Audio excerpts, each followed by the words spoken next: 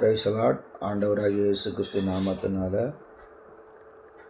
இந்த ஆகஸ்ட் மாதம் 1ஆம் தேதி வாட்ஸ்அப் மூலியமாய் உங்கள் எல்லோரோடும் கர்த்தருடைய வார்த்தையை பகிர்ந்து கொள்கிறத நான் மகிழ்ச்சி அடைகிறேன்.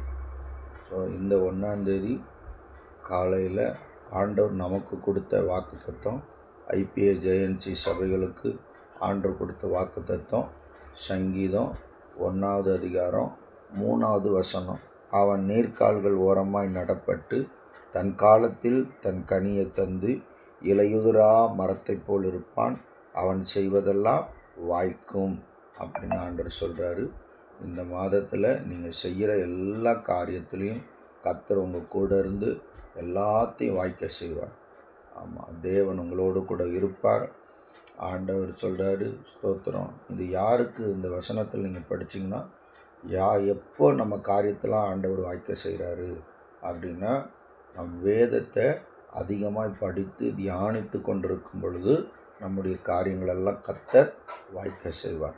அதே போல் ஸ்தோத்திரம், யோசுவா புஸ்தகம் 1ஆவது அதிகாரம் 8ஆவது வசனத்துலேயும் ஆண்டவர் அப்படி தான் சொல்கிறாரு, இந்த நியாயப்பிரமாண புஸ்தகம் உன் வாயை விட்டு பிரியாதிருப்பதாக, இது எழுதியிருக்கிறபடியெல்லாம் நீ செய்ய கவனமாக இருக்கும்படி இரவும் பகலும் அதை தியானித்து கொண்டு இருப்பாயாக. அப்பொழுது உன் வழியை வாய்க்க பண்ணுவாய், அப்பொழுது புத்திமானாயும் நடந்து கொள்ளுவாய் அப்படிங்கிறாரு. இப்போ 2 வசனத்தை ஆண்டவர் சொல்கிறாரு. வசனத்தை படிக்கிறதோடு மாத்திரமல்ல, நாம் அதை ஆண்டவர் இரவும் பகலும் நாம் தியானித்து கொண்டு இருக்கும் பொழுது நம்முடைய வழியை கர்த்தர் நாம் வாய்க்க பண்ணுவார். தேவன் உங்களோடு கூட இருப்பாராக. இந்த வசனத்தின் மூலம் ஆண்டவர் உங்களை ஆஸ்வதிப்பாராக. கர்த்தருடைய வேதத்தை கேளாதவனுடைய ஜெபம் அருவருப்பு என்று போட்டிருக்கிறது.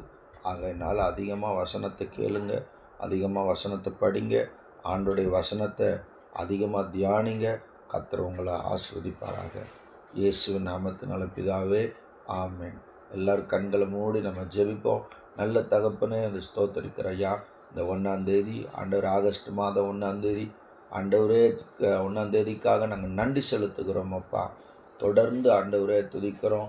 கடந்த 7 மாதங்களை எங்களை பாதுகாத்து இந்த 8ஆவது மாதத்தில் கர்த்தர் எங்களை பிரவேசிக்க செய்ததுக்காக ஸ்தோத்திரம்.